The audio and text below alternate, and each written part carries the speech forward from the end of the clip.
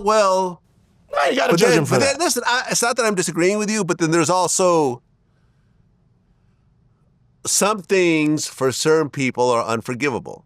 So if you grew up watching your dad beat the shit out of your mom, and then you see the Rihanna pictures, you might be justified in your own head to hate Chris Brown forever. Okay. If you didn't grow up seeing, domestic violence, and you say, hey, it was a 19-year-old, that person may have done something similar in a relationship at one point. They're like, listen, he fucked up, he apologized, he's never done it again. Cool. The reality is that all this doesn't matter. The most important skill as a public figure on the internet is thick skin. You have to be able to hear all this every day and say, who cares? I get called a culture vulture every day. I now am called a colonizer because of Kendrick every day. It doesn't matter. The checks still come in the mail. He called you a colonizer? Yeah. Who? Wait, what's that? Kendrick? No, not Kendrick, but other people. Oh, because of the Drake. It's a new culture. Colonizer is the new culture vulture. And culture vulture is the new honky. Whatever. It's a white person in a space where there's black people congregating. I get it. It is what it is. I don't care. The checks still come in the mail. My employees are still fed. My family's still good. I still get guests like you that come to my show. It doesn't stop anything. But you have to say, who cares about all the noise? Because it will be there. No, it's always... You have your own haters. Yeah. An army of them. Yeah, I don't... Who cares? I never cared. Right? I don't give a fuck what you think about me because it's meaningless. Right? You are meaningless to what I do every day. Like, right. It doesn't... You know what I mean? Your opinion doesn't matter. The only thing I say is, hate me for something new, dog. Yeah, but it doesn't work that way. No, don't, like, you know what I mean? Some shit, because it's just life. I can't get a fucking spanking for some shit I did when I was 3, right? My dad gets, and this is really how it looks. My dad gets mad. He has a memory of me spilling the milk.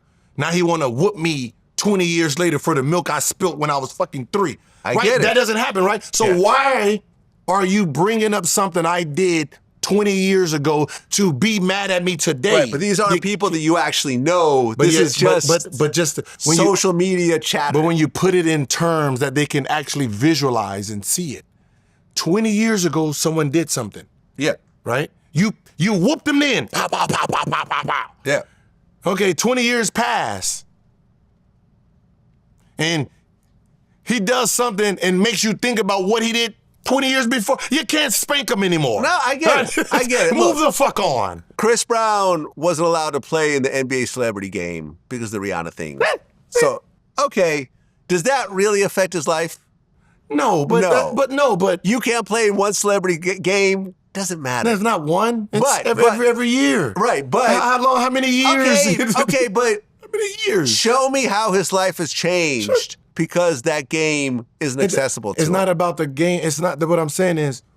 So you're saying since that incident, he hasn't done everything in his power in the right direction, away from that. And look, I look at that like, how long can you keep holding him to it? Like, just tell the man forever. It is forever. It's probably after his death. It's forever. Like, people still talk about Michael Jackson and the little kids long after he died. He's still being sued for that. You know what I'm saying? There's still documentaries. That's why it is what it is. But here's the reality, though. Chris Brown just went on a sold-out arena tour. Mm-hmm. You know what I mean? Either arenas or big venues or whatever the fuck else you want to call it. Girls are still lined up to do $1,000 meet and greets with him and everything else like that. He still sells albums. He still has big songs. Now, Fat Joe recently went on live and said that if it wasn't for the Rihanna thing, people would be talking about Chris Brown like they talk about Michael Jackson. And I actually disagree with that because when you look at the musical catalog, Chris Brown hasn't achieved what Michael achieved. Mm-hmm. He hasn't had a Thriller. He hasn't had an Off the Wall. Mm-hmm. You know, for whatever reason, was Chris Brown as psychotic about making music as Michael was? Probably not.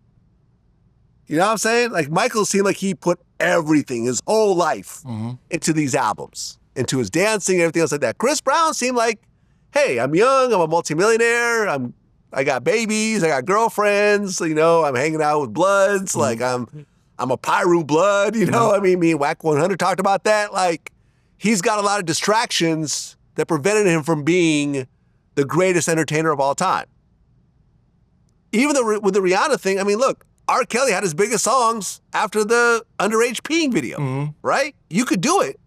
Chris Brown just hasn't done it.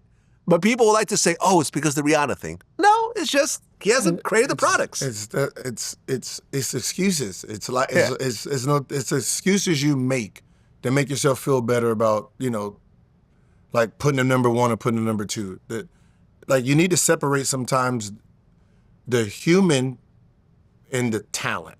Yeah. Right? You know, Chris Brown on your video screen and in the radio is not the Chris Brown who's at home. Right? If you hate the Chris Brown that's at home, cool. But the one that comes on the radio is a different human being. Yeah.